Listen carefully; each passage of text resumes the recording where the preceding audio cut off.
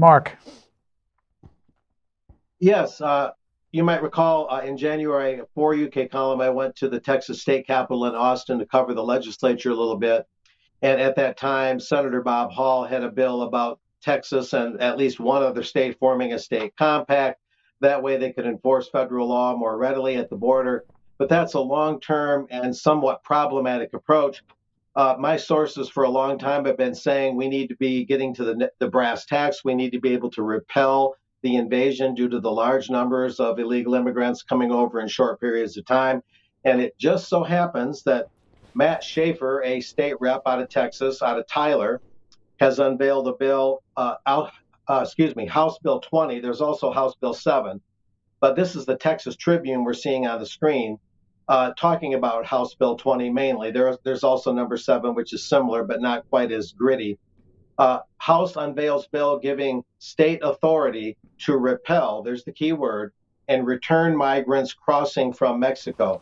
And the people, the ranch hands that have been minding the border and patrolling the border, monitoring the border for private ranchers, the ones I've been talking to in Arizona and Texas have been saying, this is the bottom line. We need to be able to repel the invasion. There's just too many people coming over in too short a time.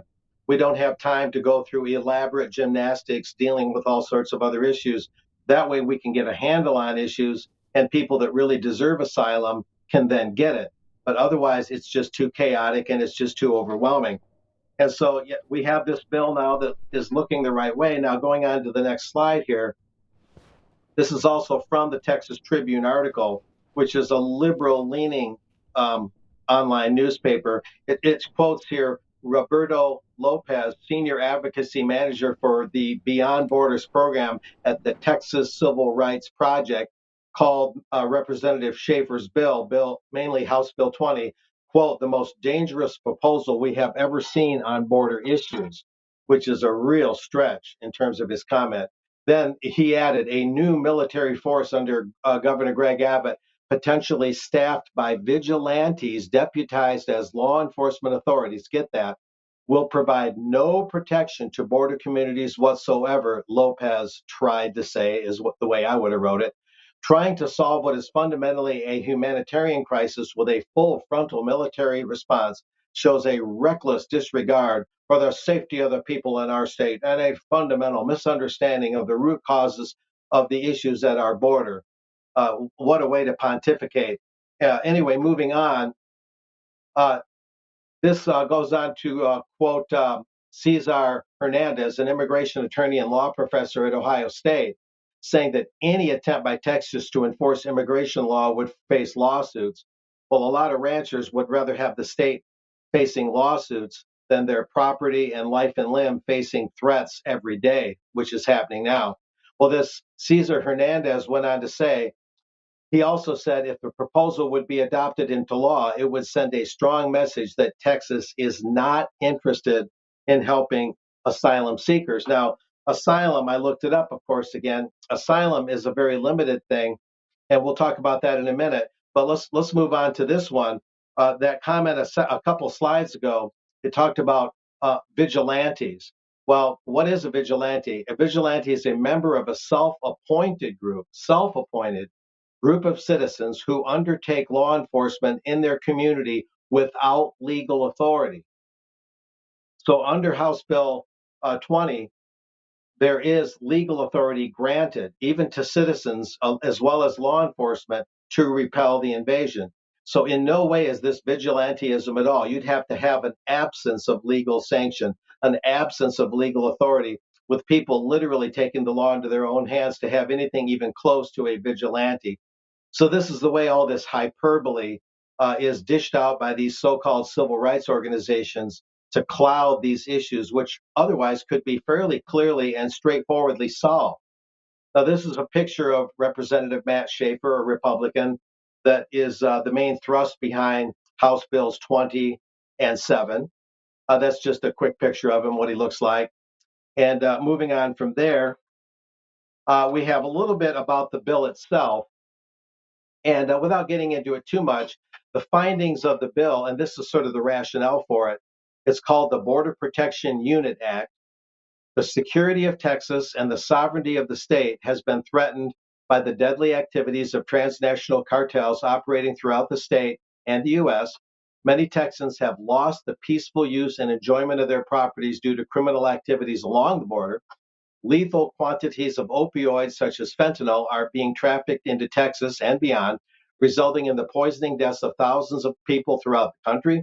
Texas is in such imminent danger as will not admit of delay and now declares authority under Article 1, Section 10 of the U.S. Constitution, which is the part about the U.S. government can help the states in repelling invasions. The legislature, acting with the governor, has the solemn duty to protect and defend the citizens of Texas. And we can keep going from there. Digging into the bill a little bit more, the unit chief created under this bill may employ law-abiding citizens without a felony conviction to participate in unit operations and functions, but such persons may not have arresting authority. See, there's no vigilantism going on here. Authority is granted, but they don't have arresting authority unless trained and specifically authorized by the governor. So there is a caveat for citizens who are authorized to take part in the first place to then have arresting authority, but it takes a special action. The unit created under this bill shall acquire equipment and facilities and conduct training necessary to fulfill the operational, intelligence, communication, logistics, and administrative duties set forth by the unit chief to include, land, air, and maritime responsibilities. So this is land, air, and water. And moving on from there, we're just kind of sweeping through this. It also includes construction and maintenance of physical barriers. This is what was cut off when Trump left the White House and Biden came in.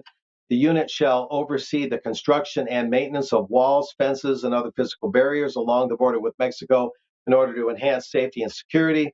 The unit chief or his designee is authorized to negotiate and acquire the necessary right-of-way, leases, permissions, materials, and services needed to erect and maintain these physical barriers. And going on from there, this is interesting, very notable. Under the section 411537, the Article 1, Section 10 invocation, the constitutional invocation, to the extent consistent with the U.S. and Texas constitutions and federal and state law, in the event that the legislature finds or the governor has declared a state of invasion, which he did late last year, and therefore finds the U.S. is under imminent danger, the unit chief shall be authorized to order the unit to take the following actions, and that is to deter and repel persons attempting to enter the state of Texas illegally at locations outside these established ports of entry to the extent consistent with U.S. and Texas law, and so on. So this is seen as very, very significant. And it's very important to add that House Bill 20 and House Bill 7, guys, were put in at the 11th hour this past Friday, which was the deadline for any more legislation to get in the pipeline in the state Texas legislature. This legislature meets every other year for about 5 months through the end of May, and there's a deadline beyond which no more legislation can be put in the pipeline. But this legislation just made the deadline at the 11th hour this past Friday. So it's very significant, and it does press a lot of the buttons that the most outspoken critics against Governor Abbott have been saying all along, that we need citizens involved and we need to be able to actually repel this invasion. It's just too much to deal with in terms of legalities like asylum and things like that, and many other logistics. And it's also very important to note, and this is kind of an exclusive, meanwhile, about a week ago, House Bill 1359, I don't have a slide for this, House Bill 1359, which would enable Texans to vote on whether they would favor secession from states, that got into the legislative pipeline about a week before that deadline. And critics of that bill don't believe it has a chance. They don't think the legislature or the Speaker of the House will allow it to come to the full floor for a vote. The vote by the legislature would then enable Texans to vote nationwide in a referendum as to whether they would favor secession from the United States. A lot of the people that are strong on border security don't believe the bill has a chance, but the Texas nationalist movement, that is a major force behind the secession bill, HB 1359, they believe the bill does have a chance. So that'll be an interesting one to watch along with these new border security bills. But I believe you guys wanted to move on from there. I don't know if you have any comments before we talk about an Arizonan that got himself in trouble. We're more or less out of time, Mark. So let's move on with the 73-year-old rancher. Yes, this 73-year-old rancher, he got himself in some major trouble because he tried to defend his property. And let me see here. His name is George Allen Kelly, 73. He lives near Nogales, Arizona, right by the border, where I've visited a couple times for news work and other things. And he's a rancher who lives near the border, as this Associated Press piece is showing here. He's on charge. He's been charged with first-degree murder. This was actually late January, early February, fatally shooting a man identified as a Mexican national. And Mr. Kelly's bail, get this, was set at $1 million. Now, since then, George Allen Kelly has seen his charge reduced to second-degree murder. It's no longer first-degree murder. But what basically happened, in a very tight nutshell, there's another headline here out of Fox News. Arizona rancher held on $1 million bond, firing warning shots, and armed men reportedly pointed AK-47s right at him. That's important to note here. But what basically happened is he heard one shot. He went to investigate. He said he saw men around the perimeter of he and his wife's house uh, with camo on, donning AK-47s. He fired some warning shots in the air after he had heard one shot. That's what made him go look and see these people to begin with. He fired warning shots in the air above head level, he said, and he called the Border Patrol to investigate and the Sheriff's Department. And they came out and looked. They didn't find anything. And then later on, he found one dead body of a Mexican national, a 48-year-old man who's had trouble with the law before and has been deported before. They found his dead body. And then when Mr. Kelly called the authorities again to come back out, they decided that he was responsible for shooting dead this Mexican national that they found dead on Kelly's property. So then they arrested Mr. Kelly on that charge. And what's particularly outrageous is, to the best of my understanding at this point in time, his wife is being left alone at the ranch. Maybe she's called friends, maybe she's went to visit relatives by this time, but initially she was left alone at the ranch while her husband, her only protection, has been in prison on a $1 million bond. So it just shows you how quickly and easily the authorities blame ranch owners and people defending their property rather than the invaders. It's an incredible mindset that hopefully will be broken. And a lot of people in Texas fear, this is my last note on this, a lot of people in Texas fear that a lot of Texas ranchers are going to be completely fed up, and they're going to act the same way or much more seriously than Mr. Kelly. And there'll be a whole rash of these things going on. And that's why a lot of people that I've talked to believe that Texas is finally passing legislation to repel the invaders, because otherwise you're going to have a lot more incidents just like this one in Arizona happening in Texas, sources are telling me. So that's the key stuff for the border at this point in time that provides an update of what I covered earlier in the year. Then can we just talk about the issue of election reporting and whether the regulators in the United States are going to, well, as this headline says, act against Rupert Murdoch? Yeah, this is what I mean. A lot of people have heard that the Fox News is in trouble for so-called election lies about the 2020 election, implying that Biden wrongly and fraudulently became president and Trump had the election stolen from him. Of course, I've talked on this show about evidence in Georgia, especially, some in Michigan, some in Wisconsin, Pennsylvania, Arizona, but especially in Georgia, that indicates the election, at least in Georgia, really was stolen. The evidence is actually overwhelming. And the the idea that the FCC would get involved is kind of strange. I bring this up in part because I have a personal view on it. I was invited to speak next month at a gathering in Austin, and I think I'm going to accept the invitation to talk about the mass media and talk about how the FCC, if it was going to get involved in media at all, should be talking about how in 2020 there was no balance whatsoever reporting on the COVIDocracy, reporting on the COVID threats, reporting on any threats or problems that the mRNA jabs might cause. And now we know they're causing a great deal of adverse reactions and deaths that need further investigation. This is what the FCC should be talking about or investigating, is the absolute lack of balance in the media, especially about COVID. And instead, they're possibly going to throw their weight at Fox about so-called election lies, when in fact, much of what Fox did report was valid. Some of it may be a little bit challengeable, but it's a complete misplacement of the FCC's powers if the FCC follows through with it. And we'll just leave it at that. Okay, thank you, Mark. David, have you got a brief comment?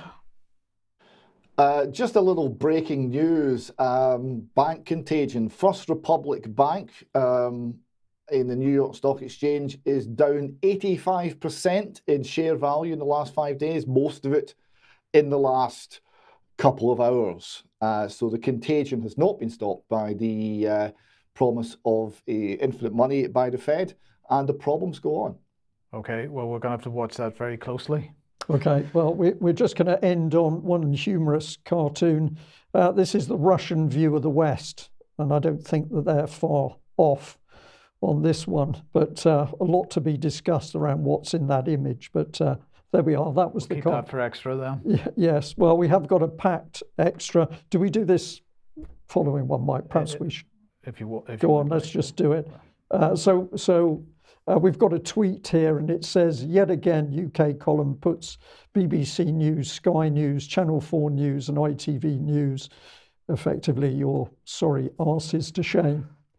We'll leave it there. And I'll just add that in the History Legends clip, where there were Ukrainian soldiers talking, I should have said, for people who couldn't see the transcript on screen, that those young soldiers were saying that they were being sent raw recruits with maybe 3 days training. They'd only fired a couple of magazines, and those raw troops were dying very quickly on the front lines in Bakhmut. All of this orchestrated, all of this slaughter orchestrated by the West. But do have a look at those clips again if you didn't quite pick up on it during the news. Back in a couple of minutes. Thanks for joining us. Bye-bye. Bye-bye.